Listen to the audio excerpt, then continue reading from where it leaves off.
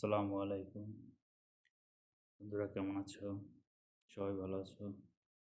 আমি ভালো আছি। আজকে একটা এক্সটেশর আসছে।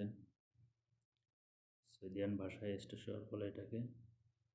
এটা চুল শুকানোর একটা মেশিন। এটা নষ্ট। জাস্ট রিপেয়ারিং করতে হবে। এটার মূলত ভিতরে একটা ফিউজ আছে। শুধু ফিউজটা কেটে যায়। ফিউজটা লাগাইলে এটা ঠিক হয়ে যাবে। ফিউজ লাগালে ঠিক হবে, আবার ফিউজ না থাকলে একটু তার শর্ট করে দিলেই ঠিক হয়ে যাবে। তবে ইলেকট্রনিক্স ডিপার্টমেন্ট প্রতি একটু ধারণা থাকতে হবে। এই তো কয়েলের লাস্ট মাথায় একটা ফিউজ আছে, ফিউজটা শর্ট করে দিলেই এটা ঠিক হয়ে যাবে।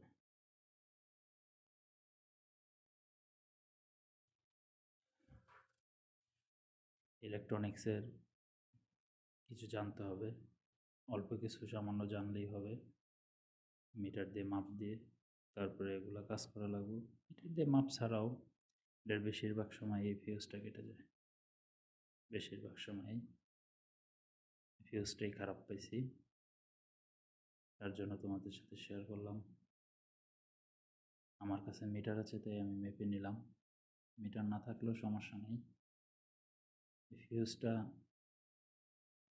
না কাটলে হয়তো কয়েল সমস্যা হবে।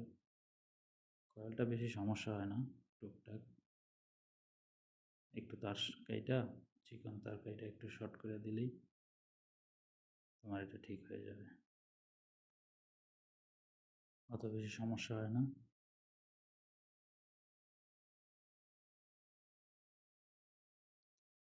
তারটা শর্ট দেওয়া হয়ে গেছে, ইনশাল্লাহ হয়ে যাবে। ফিউজটাই কাটা, এরপরে যদি না চলে তাহলে অন্য কোনো সমস্যা আছে। অন্য কোনো সমস্যা থাকলে এগুলো হয় না। মূলত এগুলোর দাম বেশি না, তবে সৌদির অ্যাভেলেবেল আনে ঠিক করে দিই। ইনশাল্লাহ হয়ে যাবে। তবে একটা জিনিস চেক করতে হবে, অবশ্যই ফ্যানটা জাম আছে কি না। যদি ফ্যান জাম থাকে তাহলে আবার কয়েল কেটে যাবে। ফ্যানটা চেক করে তারপরে আটকাতে হবে। ইনশাল্লাহ হয়ে গেছে।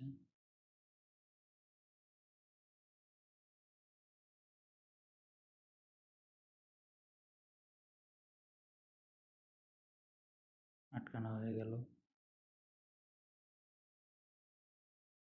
বেশিক্ষণ সময় লাগে না, তো 5 মিনিট 10 মিনিট সময় লাগে ঠিক করতে। এগুলো বেশি কিছু খারাপ হয় না, শুধু ওই ফিউজটাই কেটে যায়।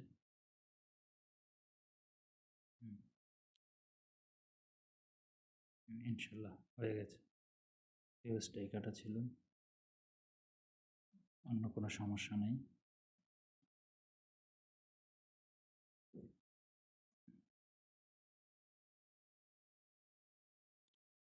ওকে। সাধারণত এই ফিউজটাই কাটা পাবেন, তবে অবশ্যই ইলেকট্রনিক্স ডিপার্টমেন্টের প্রতি একটু ধারণা থাকতে হবে, তাহলে ইনশাল্লাহ হয়ে যাবে।